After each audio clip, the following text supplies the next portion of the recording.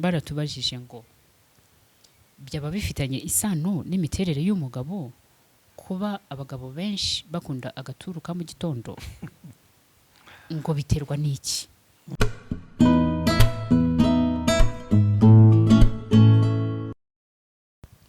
Dushimira Oti Boutique kubana natwe mu kiganiro. Mwakoze cyane kutwambika neza tukaberwa. Ni kuri Chic, nyubako ya Chic -2, n'iduka nimero B013A. Mudusange turabambika neza tuberwe hamwe na Oti Boutique. Amahoro turabashuje aho muherereye hose, tubifuriza amahoro y'Imana. Hano ni mu cyumba cy'umuryango, muri kumwe na Emerita Kaminka, family counselor. Turi kumwe na mugenzi wanje Nagungira Godfrey. Umeze neza? Turakwakiriye cyane. Mwakoze. Aha. Turagarutse kongera kuganira. Ndakeka niba ndi bubyite ngo ni igice cya gatatu kuri male brain. Ibiganiro twakoze bivuga ku bwonko bw'umugabo, uburyo bukora, imiterere ye, imitekerereze, ibyemeza afata n'ibindi. Abantu barabyumvise kandi batubaza n'ibibazo bishingiye ku byo babona mu buzima bw'abagabo bwa buri munsi kandi ku mubare wiganje. So ibyo bibazo nibyo tugiye rero kugerageza gusubiza. Abatubajije mwigire hafi, ubwo wenda hari n'undi wabashoboraga kuba abitekereza. Tujye kubiganira. Are you ready? Yeah. Ikiganiro cya mbere baratubajije ngo byaba bifitanye isano n'imiterere y'umugabo kuba abagabo benshi bakunda agaturu ka mu gitondo ngo biterwa n'iki? Interesting. Very interesting. Okay, twavuze hari imisemburo. Ego, imisemburo. Hari imisemburo twaganiye ushize idomina muri biology y'umugabo, mu buzima bw'umugabo. Harimo testosterone. Yego. Ariko ubu ngubu hari yindi turi bwongera yitwa dopamine. Okay. Urumva? Ariko noneho iyi testosterone niyo mbasubije inyuma gato, niyo ituma umugabo aba aggressive. Gasobanure. Aggressive. Aba competitive. Bisa nkaho twakiburiye inyito mu Kinyarwanda neza, ariko ni ijambo nari nabonye rirancitse. Aba competitive. Gusa nk'urushanwa mu bintu. So nibyo bituma umugabo kuba yagira ku bintu akoresheje all means, uburyo bwose bushoboka. Yes, harimo kugira ngo abigereho. Akabyuka mu gitondo hari ikimusunika. Nibyo yatwaza igitugu cyangwa yakoresha imbaraga zidasanzwe. Yego. Ariko noneho iyo testosterone ikunze kuba, tuvuge, ikorwa gute? Ikorwa iti? Ikorwa ite mu mubiri? Ikorwa cyane iyo dusinziriye. Iyo umuntu asinziriye, the body manufactures this hormone. Tuvuge niyo mpamvu burya kuryama ni ikintu cy'ingenzi. Abantu batajya baryama se buriya. Hari abataryama none ugasanga abyutse ananiwe. Cyangwa baryama amasaha akuze cyane. Yego. Ariko ngira ngo hari n'abaryama makeya ariko akaba quality. Oh yes. Nanone. Uko hari nk'aba politicians niba abantu bakora cyane, ariko ugasanga they can manage stress. Ugasanga ubuzima bwabo buri balanced. Uko burya duteye bitandukanye. Yego. Ariko noneho iyo uryamye ni ukuvuga ko the body produces this hormone. Noneho tuvuge umunsi ufite amasaha 24, ariko amasaha 12 akenshi uyamara mu mihangayiko y'isi hanze hano. So ni ukuvuga ko uko uri hanze, uri mu kazi, uri mu mihangayiko y'ubuzima, zigenda zigabanuka. Yego. Urumva? Ujya gutaha mu rugo uri low. Okay. Urumva? Ariko noneho iyo uryamye mu gitondo ziba zazamutse. Okay. Urumva? Ariho noneho umugabo agira ubushake. Okay, bifitanye isano n'imbaraga. Okay, reka tuvuge wenda ari nk'imbaraga zashize mu muntu, noneho igihe asinziriye zikongera zigasa nkaho zisubiramo cyangwa zimugarukamo.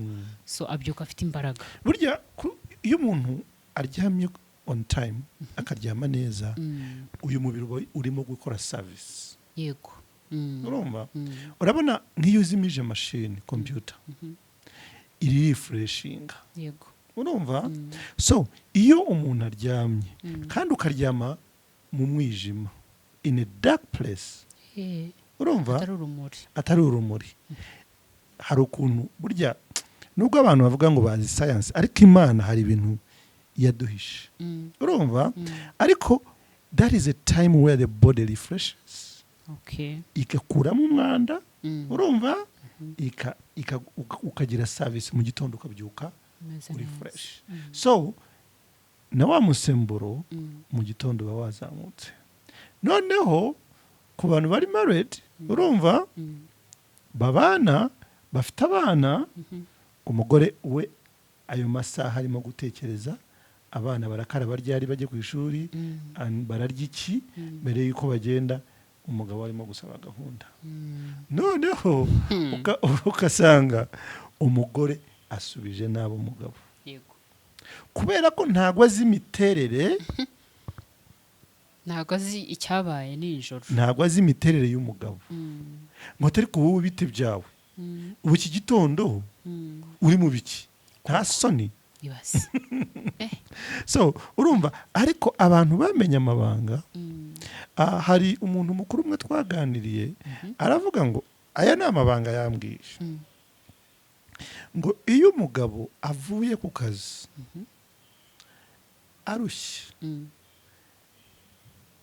ukamuha doze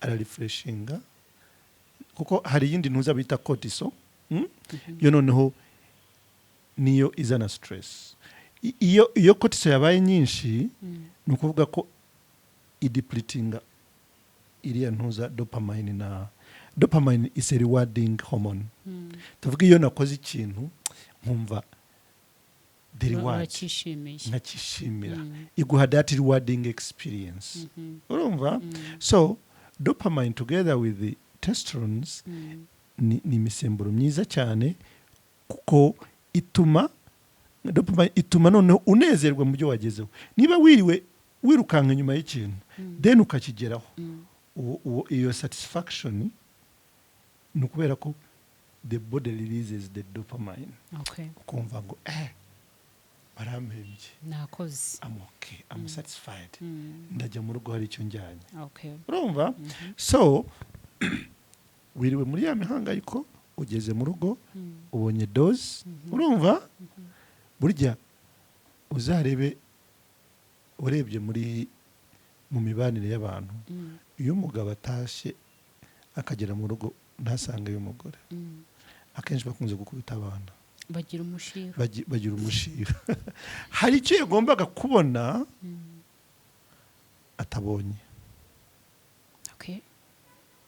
yewe hari urugo rw'umunyamahanga nabayemo iminsi ariko uyu muntu yari azi ibanga yarazaga akabasuhuza agacaho niba avuye ku kazi akamukurikira ibyo bintu maze gusoma the male brain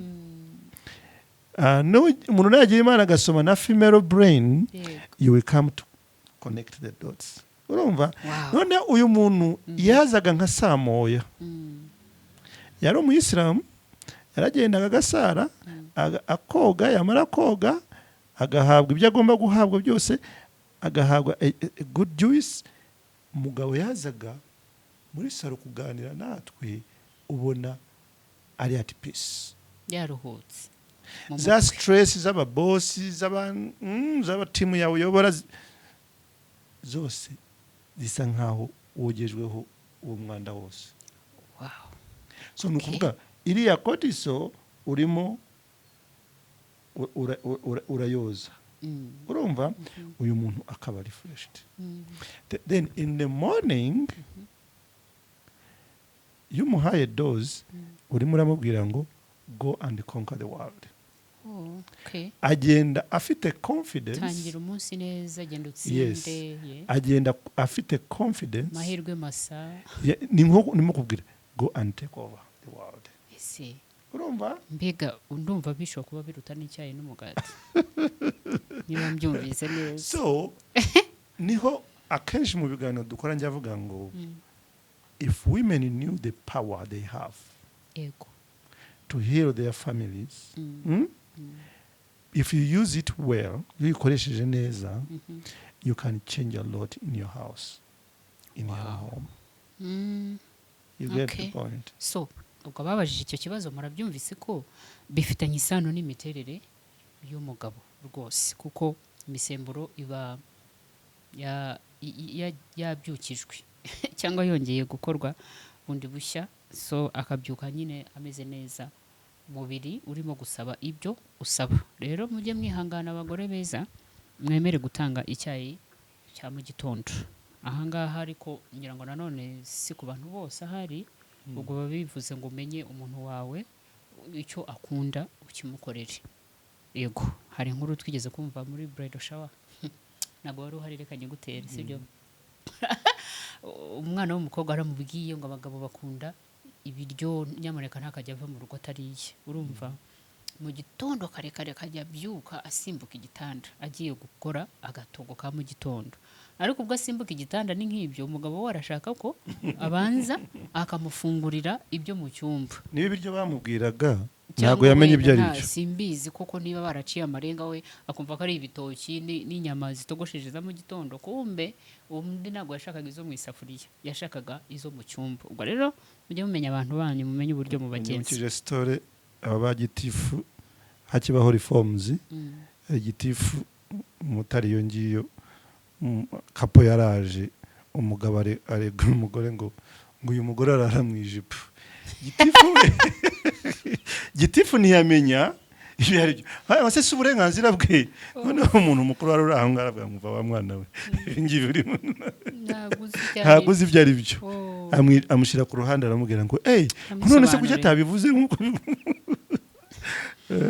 so ikindi kibazo cya kabiri rero umuntu amaze kumva icyo kiganiro the male brain n'ukuntu ikora yarabaje ngo se bajya bumva ikibazo kivugwa kenshi ko sex ku bagabo bo bayinterpretinga nk'icyubahiro ego mbega kuvuga ngo nka kwa kundi bajya mu manza akaba ati uyu mugore ntanyubaha uyu mugore aransuzugura akenshi ubwo nawe ngira ngo abarimo aravuga ko arara mu ijipo ariko abivuga mu marenga umuntu arabaza ati ese koko nibyo niko babyinterpretinga as respect noneho akomeza akavuga ngo se iyo umugore yimye umugabo we akabariro cyangwa icyo cyubahiro nk'uko babivuga ngo kubera iki abagabo bamwe babyisobanurira nk'aho atamushaka ubwo unwanted cyangwa yamwigijeyo yamurejectinze cyangwa se amarangamutima yabaye disconnected kuki bihuriye hehe sex n'umubano bivuze iki ku marangamutima y'umugabo ngira ngo ndumva icyo ashaka kuvuga nk'ama bapasiteri yo mutegura abageni ngiye kukubaza nanjye ariko nyuma ndagusubiza iyo mutegura abageni murababwira ngo when you get married become one what does it mean baba bagiye guhuza umubiri nyine bagahinduka umuntu umwe hari bamwe babyumva cyane mu kuvanga umutungo ugira gute ariko hano yabihera hariya hano ni ukuvuga ngo you meet his needs and he meets your needs yego urumva so yaravuze ngo iyo wamwimye ndi bugere ku gisubizo ariko hari bamwe babigize conditional ako kantu sinzi ukuntu wagasobanura babigize nk'ikintu ngenderwaho ugomba kubanza gukora kugira ngo nanjye mbone gukora bifite icyo bishingiyeho kugira ngo nguhe banza unkorere iki yego so hari bamwe abasista bacu hanze hano cyangwa even transactional okay that is the better word manguhe ariko hariya mwarasezeranye ngo umubiri wawe ntabwo ari uwawe yego it's like you belong to each other yes you are mine and I'm yours if you need this I need to meet that need yego you get I get no wowe ubigize transactional kubera ko meeting this need noneho ukavuga ngo forget it. cyane abantu nyine basigaye barabyihaye muri iyi minsi sinzi aho babikuye. Dukeneye gutegura nkamwe abakora za mukora bridal shower ariko muzikora ubukwe bwageze. Yebani haburi minsi bije. Ubundi numva hari ikintu cyahinduka muri bridal shower. Yego. Okay. Amatorero aragerageza arabikora nk'iwacu ugira ngo ni 6 months abantu baca muri counseling babigisha mu bintu bitandukanye ariko abantu benshi amatorero amwe yatinya kuvuga kuri sexuality. Babaha ibitabo ngo bajye gusoma. Akubwira ngo ari agatabo ugenda ugasoma. Kandi nawe akagenda ntagasoma. Reading culture yacu Ayo dufite. They would prefer hearing it from an authority. Noneho ngo kubera iki cya kibazo bavuze ngo nk'uyu mugabo utamwubashye. Donc do men interpret sex as respect? Ahubwo giye uko mbyumva when you give a man you've loved him. Oh. Yes. Okay. So when does he feel respected then? Birajyana iyo umugabo wamwubahutse umugabo ukuntu ari wired iyo detectinze agasuzuguro haba mu mvugo haba mu byukoze haba mu biki many hate it. Ahita off. Urumva? None iyo bigeze na hahandi no kuvuga ko utakimukunze ntabwo ukimukunda. Urumva? Okay. Ariko noneho hari abantu benshi noneho okay ntabwo nivuga ko ari benshi abo usanga noneho ahubwo iyo bagiranye ikibazo ibasaye ko yuko bikemuka birangira ari uko bakoze icyo gikorwa. Ugasanga abantu bashwanye noneho umugore akavuga ati ubwo dushwanye bigeze hano I give in akamuha nka ruswa. Urumva? So it becomes a cycle. Oh my God. Urumva? It becomes a cycle. Isn't that manipulation? Ni manipulation ariko burya hari abantu babazi ko what they are doing is right. Urumva? Uko hari igihe uba ufite a distorted understanding ariko utazi kuri distorted. Yego. Noneho ibi bintu n'amabanga ni mu cyumba nibyo mu cyumba abantu benshi ntabwo iyo tugiye hanze tubivuga so tukabigumana ariko iyo ugize Imana ukagira umuntu uganirira then umuntu ashaka kuvuga ngo that is wrong. Hari itorero rimwe jyewe ntari buvuge nashimye harimo umumama uyoboye muze y'abamama itsinda ry'abamama. Yes. Yabonaga umugore yarananutse kandi bataburara bameze neza ageze aramuhamagara ati ndagushaka. Uwo ni umumama pasiteri kabisa. Aramubwira ko mbona nta mahoro nta mubiri ubushize wese waracuyutse bite byawe. Mugabo ntahaha. Umugati bibazo mbwira ibibazo ibiki. Aca hirya arabizi yewe ndi mama pasiteri wawe shobora no kuguca mu rusengero ugomba kumbwira ikibazo tukakikemura. Umugore yaje kumubwira ikibazo asanga ikibazo kirapfira mu mutwe hano. Yego. Yego. Abanyarwanda bita ngo ni Mukagatare. Urumva? Ngo noneho bari bamaze imyaka nk'itatu ine mu rushako ariko nta munezero bigeze babona. Yego.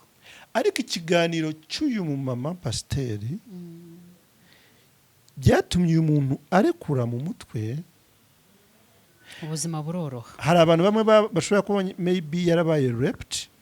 Yego. Noneho yabona umugabo umubiri ukifunga.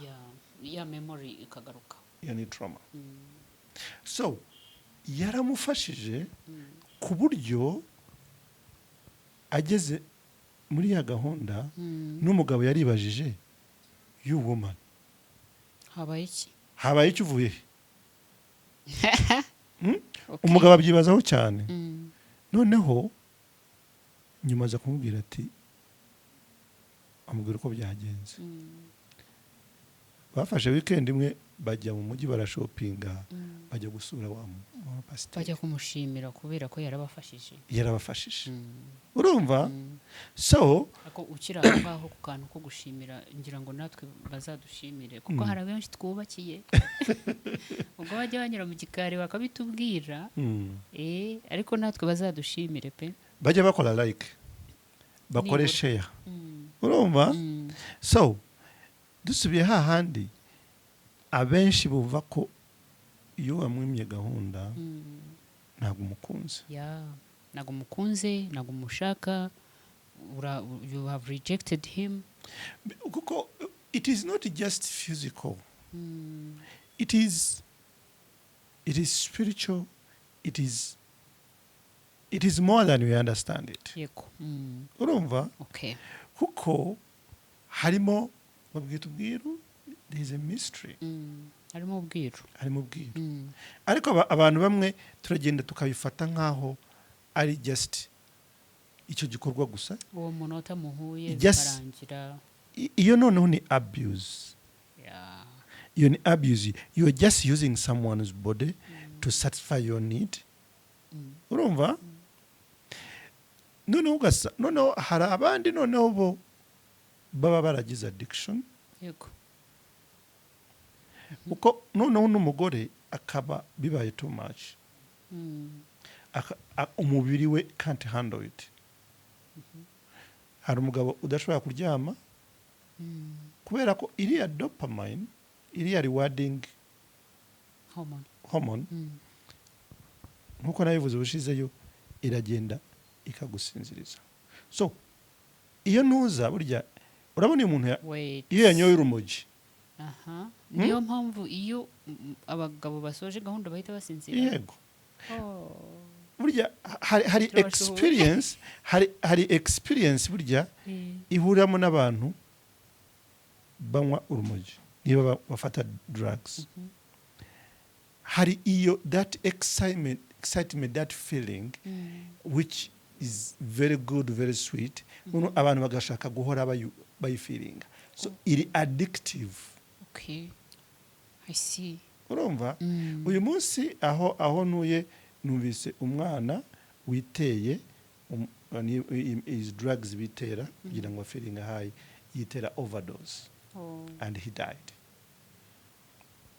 so n'umuntu uri sexual ufite sexual addiction he always want to come back to that feeling so they can't sleep without it then bikaba too much ku uyu mugore kubera ko uriya we aho bigeze ni indwara yego addiction is a disease hari badashaka ko umuntu ayita disease ariko biba birenze umubiri wawe ntabwo ugifunctioning mu buryo buri nomo biba birenze bisanzwe urumva so umugore akavuga ngo this is too much on me noneho hari abagabo byinterpretinga ko amwanze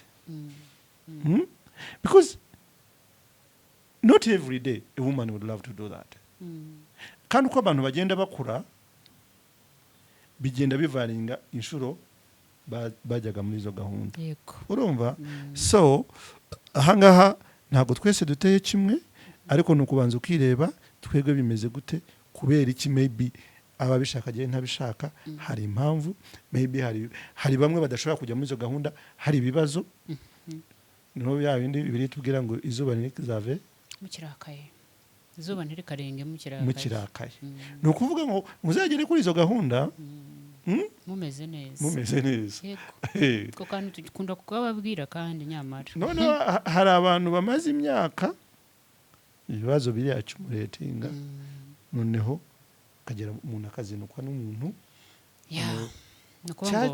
rwa rukundo cya cyubahiro bigaca mu idirisha bikagenda okay urakoze cyane hari ikindi kibazo undi yanditse ngo kubera iki umugabo atakaza motivation cyangwa motivation iyo yumva nkaho adakenewe aho hantu cyane cyane niba atari muri position yo guprovidinga gufasha kurinda kuyobora cyangwa to fix something okay ushobora kubibona burya iyo ugiye kureba Bibiliya hari aho ivuga umugabo ukabona is talking, okay, niba, if I relate it to this book, to neuroscience, yes aho usanga hari igihe izi testosterons iyo zabaye depleted because of cortisol.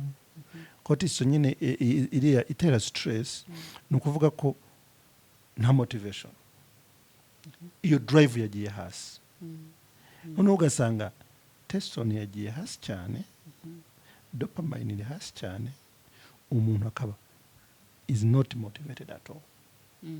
Urumva? Noneho akaba atagishaka no kuva mu rugo, yeah ata innovation igapfa, ukibaza uyu muntu yabaye iki. Ariko hari igihe tubigiramo uruhare, uko iyo umugabo yumva atakiri umugabo mu rugo, atakiri umutwaro utwara urwo rugo, you are depleting his energy. yego As you deplete it, wowe partner we uri muri ica umugabo wawe, ni muri ica umugore wawe. So araza kumva nta cyubahiro agifite muri urwo rugo, araza kumva ari rejected in his own home, yego yibure. So yibuze ni ukuvuga ko cortisol irazamuka, then stress ikaba ari iganza ikamuhitinga, noneho umubiri we ukaba weak, yego immunity ye ikajya hasi, agatangira guterwa n'indwara iyo ari yo yose. Noneho you know, yesterday I was reading something. Imana yaturemye to love and be loved. yego Do I feel loved? Do I? You have to give love and you have to receive love. So if I'm not receiving it, then harimo ikibazo. You get? So hari ibintu bimwe biba kuri partners bacu tukibaza ko bahindutse, ariko because of the environment, umugabo ashobora kuba no ku kazi hari stress, yego noneho yaza no mu rugo ruri stressed, ruzuye ibibazo, bikaba nyine bigahaniramo, noneho reka bikaba bibi cyane. mbwire the female brain. The female brain We are ikanyibwira, coming, by the way. Females mwitegure. when a man is doing well at home, ku kazi araza kugira ari confident. yego Iyo ibintu bimeze neza mu rugo, ku kazi is flourishing. So ni ukuvuga ko iyo ibintu bitameze neza ku kazi, akaza in a healthy home, a loving family, abantu bamukunze, bamwitaho, who need him, who respect him, who love him, izo ingredients zose, yego naza mu rugo araza kuba refreshed, ya ni nko kuri charging. araza kuri charging, that is the right word. Urumva? Ariko noneho mu rugo niba atabifiringa ibyo bintu, umva ni ukongera umuriro mu ku wundi. kazi ni stress, abantu bagira ama stroke. Ariko burya the medicine is love. Love Heals. and be loved. Love heals nk'uko bivuze. ya urukundo ruromora kandi ruravura rwose. Abari batakirwumva rero mugerageze murebe ibintu byose bishoboka aho byapfiriye, mwongere musubireyo, mutoragure utwo duce mwongere muduteranye, murebe ko mwasunika iminsi. Ikibazo cya nyuma babajije kuri the male brain, umuntu yarabajije ati se koko abagabo bakunda ahantu hari amahoro? Arongera arabaza ngo what happens when a woman does not understand this? Does it have any effect to the brain function? Abantu bakunda Abagabo peace of mind, ibyo bintu dukunda kubyumva kenshi bavuga ngo umugabo umuha amahoro, you know. Kumuha amahoro no kuvuga iki?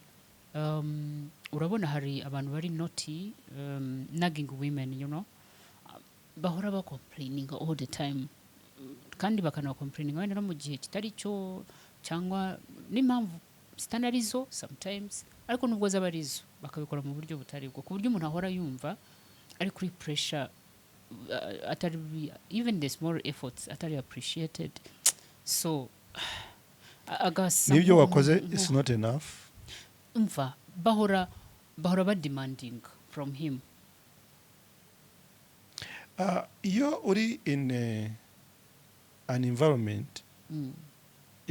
uses a lot of negative energy, Mhm. it depletes your energy. Urumva? Mm. Muri make numva a man is supposed to feel barya kaya kantu ka respect. Mm.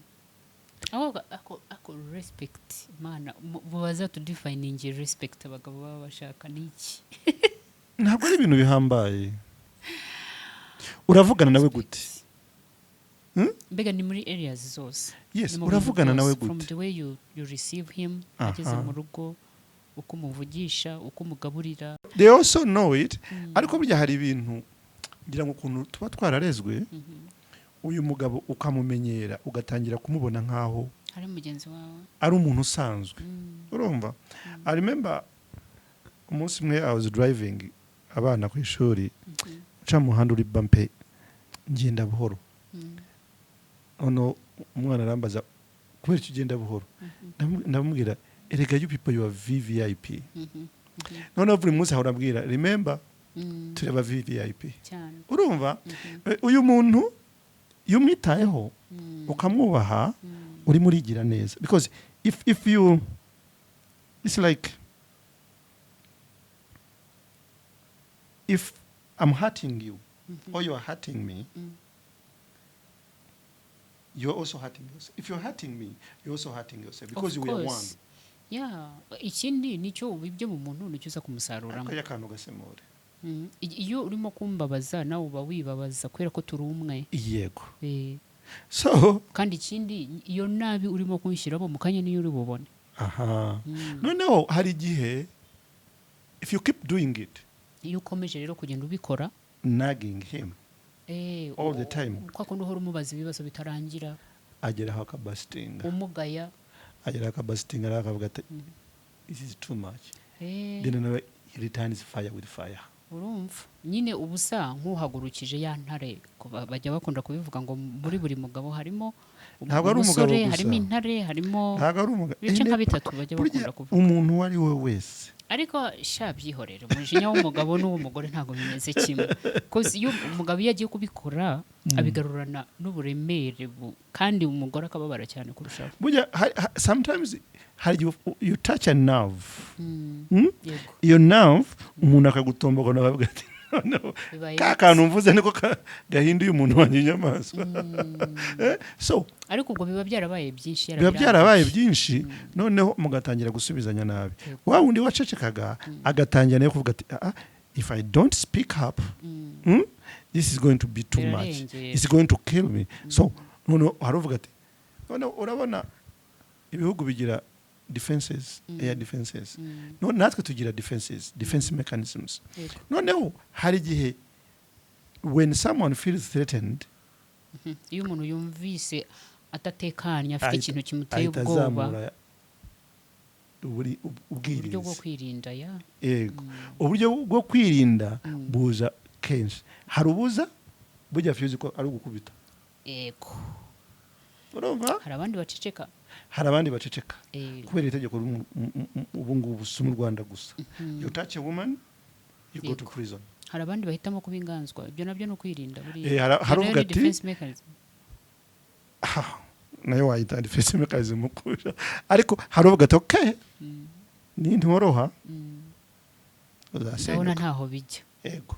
Akemera agakoreshwa. Yego.